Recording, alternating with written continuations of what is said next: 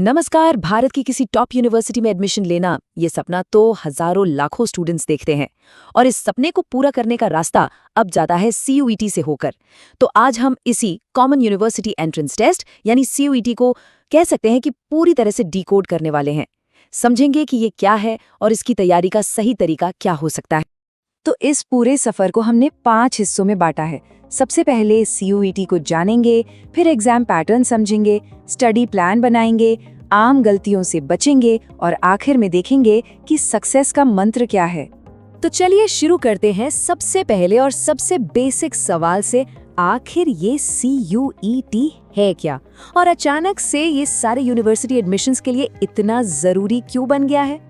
देखिए, चाहे वो दिल्ली यूनिवर्सिटी हो, बनारस हिंदू यूनिवर्सिटी हो या देश की कोई और बड़ी सेंट्रल यूनिवर्सिटी, अब इन सब में एडमिशन के लिए एक ही दरवाजा है और वो है CUET।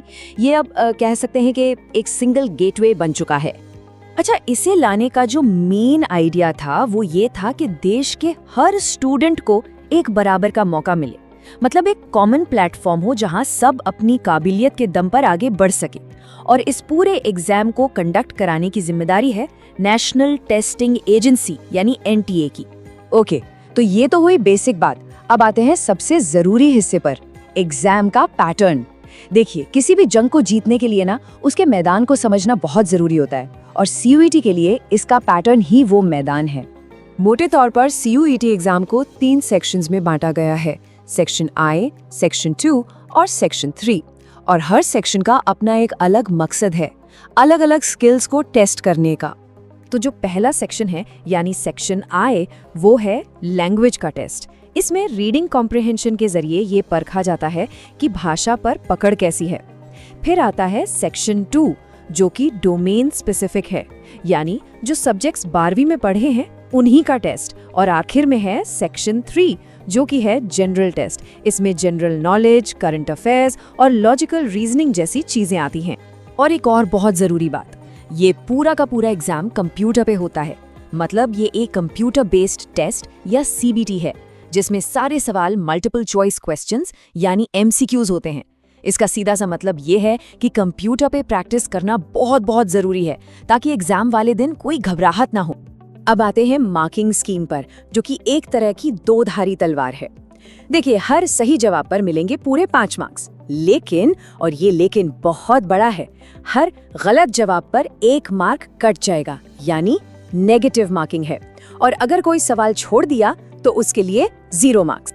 ठीक है, तो एग्जाम का पैटर्न समझ लिया, मार्किंग स्कीम भी देख ले, पर अब सबसे बड़ा सवाल कि तैयारी की शुरुआत करें तो करें कैसे? चलिए इसी पर बात करते हैं और एक विनिंग स्ट्रैटेजी बनाने की कोशिश करते हैं। और ये सवाल बिल्कुल जायज है। जब इतना कुछ पढ़ना हो तो अक्सर कंफ्यूजन हो जाता है कि आखिर पहला कदम कहाँ रखें, कहाँ से शुरू करें। तो इसका जवाब एक्सपर्ट्स बिल्कुल साफ साफ देते हैं। करियर लॉन्चर के UG product head Amitendra Kumar का कहना है कि CUET सिलेबस की रीढ़ की हड्डी, उसका बैकबोन NCERTs हैं, खासकर डोमेन स्पेसिफिक सब्जेक्ट्स के लिए। तो सबसे पहली प्रायोरिटी होनी चाहिए इन किताबों पर मास्टरी हासिल करना। हाँ, लेकिन इसका मतलब ये नहीं कि सिर्फ NCERT से काम चल जाएगा। देखिए, NCERTs आपका फाउंडेशन मजबूत करने के लिए बेस्ट है, कॉन्सेप्ट्स के लिए इनसे बेहतर कुछ नहीं। पर जब बात आती है एडवांस प्रैक्टिस की या फिर लैंग्वेज और जनरल टेस्ट की तैयारी की, तो वहाँ सप्लीमेंट्री बुक्स की जरूरत पड़ती ही है। वो एक तरह से आपके तरकश में एक्स्ट्रा तीर की तरह काम करती हैं। चलिए अब एक बहुत ही इंपॉर्टेंट टॉपिक पर बात करते हैं, वो है कॉमन मिस्टेक्स। मतलब क्या पढ़ना है ये तो सब जानते हैं, लेकिन क्या नहीं करना है ये जानना भी उतना ही जरूरी है। ये वो गलतियां हैं जो अच्छे खासे मार्क्स कटवा सकती हैं। और इस लिस्ट में सबसे ऊपर है मॉक टेस्ट को स्किप करना।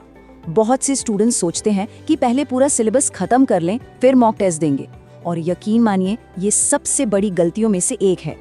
क्योंकि मॉक टेस्ट सिर्फ प्रैक्टिस नहीं है, ये एक तरह से आपका डायग्नोस्टिक टूल है। ये आपको बताता है कि एग्जाम के प्रेशर में आप कैसा परफॉर्म करते हैं, आपकी स्पीड और एक्यूरेसी कितनी है, कौन से टॉपिक्स अभी भी कमजोर हैं। मतलब ये आपकी तैयारी को आईना दिखाते हैं। दूसरी बड़ी गलती जिसके बारे में हमने पहले भी बात की थी, वो है नेगेटिव मार्किंग को नजरअंदाज करना। वो जो हर गलत जवाब पर 1 नंबर कटता है ना, वो सुनने में भले ही कम लगे, लेकिन जब हजारों लाखों स्टूडेंट्स के बीच रैंक बनती है तो एक एक नंबर सोने जैसा कीमती हो जाता है। तो इससे बचने का तरीका क्या है?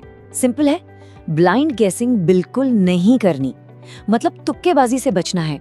हाँ, अगर एलिमिनेशन मेथड का इस्तेमाल करके 2 ऑप्शन हटा दिए हैं और सिर्फ 2 में कंफ्यूजन है, तब एक कैलकुलेटेड रिस्क लिया जा सकता है। लेकिन अगर बिल्कुल भी आइडिया नहीं है तो उस सवाल को छोड़ देना ही समझदारी। तो चलिए, अब तक हमने जो भी बातें की हैं उन्हें एक साथ समेटते हैं, एक फाइनल गेम प्लान तैयार करते हैं जो CUET में सक्सेस की चाबी बन सकता है। तो ये है वो कोर स्ट्रैटेजी चेकलिस्ट। सबसे पहले NCERT पर अपनी पकड़ मजबूत करनी है। दूसरा, रेगुलरली मॉक टेस्ट देने हैं, बिल्कुल एग्जाम जैसे माहौल में। तीसरा, नेगेटिव मार्किंग को ध्यान में रखकर ही सवालों को अटेम्प्ट करना है। चौथा, सभी सेक्शंस को बराबर का महत्व देना है, लैंग्वेज और जनरल टेस्ट को बिल्कुल भी इग्नोर नहीं करना। और पांचवा, टाइम मैनेजमेंट की प्रैक्टिस करनी है। तो बात साफ है, अगर एक सही प्लान हो, एक सही स्ट्रैटेजी हो और उसे फॉलो करने की मेहनत, तो CUET एक डरावनी चुनौती नहीं बल्कि एक मौका बन जाता है, अपने सपनों की यूनिवर्सिटी का दरवाजा खोलने का एक सुनहरा मौका। सवाल बस इतना है कि इस दरवाजे को खोलने के लिए सही चाबी का इस्तेमाल कैसे किया जाता है।